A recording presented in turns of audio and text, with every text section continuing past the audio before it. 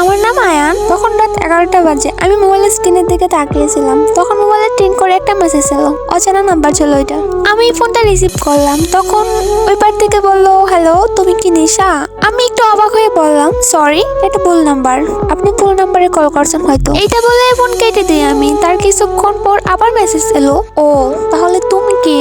তখন আমি একটু মজা করে বলতেছিলাম, আমি যাযাবর, রাত জেগে গল্প লেখা আমার অভ্যাস। তখন অপর পক্ষ থেকে রিপ্লাই এলো, তাহলে লিখো, আমাদের গল্প এখানে শুরু হোক। সেই রাতের পর থেকে আমাদের প্রতিদিনই চ্যাট হইতো। অচেনা নাম্বারে সেই মেয়েটির নাম বললো, তার নাম নাকি তৃষা। অসাধারণ সুন্দর একটি নাম ছিল। ওর নামের প্রেমে পড়ে গেছিলাম আমি। তৃষা সবসময় রাত 12টার পর মেসেজ করতো। একদিন তৃষা আমাকে প্রশ্ন করলো, আচ্ছা তুমি কি কখনো এমন কাউকে ভালোবাসছো যাকে কোনো সময় তুমি দেখো নাই?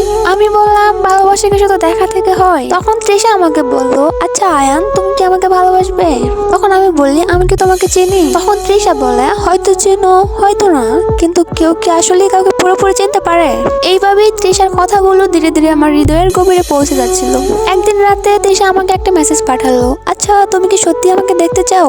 যদি দেখতে চাও তাহলে কাল সন্ধ্যা 7টায় সিটি ক্যাফেতে চলে আসো। আমি নীল রঙের একটা শাড়ি পরে বসে থাকবো, কিন্তু শর্ত একটাই, তুমি আমাকে দেখতে পারলেও কিছু বলতে পারবে না, শুধু আমার সামনে আসবে।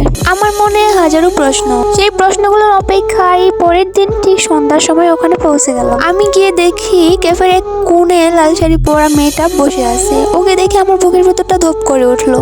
আমি গিয়ে তৃষার সামনে বসলাম। তৃষা আস্তে আস্তে আমার দিকে তাকালো।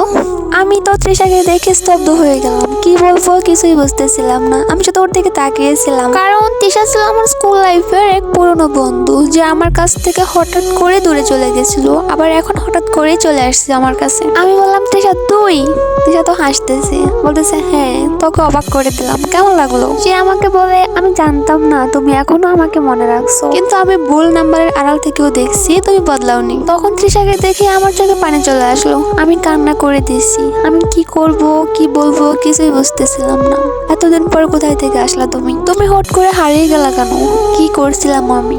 কি দোষ ছিল আমার? তৃষা বলে, তোমার কোনো দোষ ছিল না, আমার ফ্যামিলি থেকে একটু প্রবলেম হতেছিল, এই কারণে হারিয়ে গেছিলাম। এখন তোমার লাইফে আবার ফিরে আসছি। এখন তো তুমি হ্যাপি? আমি বললাম, অনেক হ্যাপি। তারপর থেকে আমাদের গল্প লেখা আবার শুরু। নতুন করে শুরু হলো আমাদের প্রেম, নতুন করে শুরু হলো ভালোবাসা। আমি তৃষাকে অনেক লাইক করতাম, সেও আমাকে লাইক করতো। তারপর হঠাৎ করে হারিয়ে যাবার পর আমি স্তব্ধ হয়ে গেছিলাম। এখন আমার মনে হইতেছে নতুন করে আবার একটা জীবন শুরু করি তৃষাকে নিয়ে। তৃষাকে আমি বড্ড ভালোবাসি, আর কোনো সময় হারাতে চাই না। এখন আমাদের এগুলা কথা হয়, আমাদের ফ্যামিলিতে আমাদের বিষয়টা জানাইছি। আমাদের দুইজনের ফ্যামিলি অনেক সুন্দর করে আমাদেরকে মেনে নিছে। আর মেনে নিবে না কেন? আমরা তো একে অপরকে অনেক ভালোবাসি। ওরা মেনে নিলেই কি, না নিলেই কি। 2026 সালে আমরা বিয়ে করব। সবাই আমার জন্য দোয়া করবেন, আর তৃষার জন্য দোয়া করবেন, আমরা যেন সুন্দর একটা সংসার করতে পারি। আজকের গল্পটা এখানেই শেষ করলাম, আর কিছু বললাম না। সবাই ভালো থাকবেন, সুস্থ থাকবেন। আল্লাহ হাফেজ, টাটা।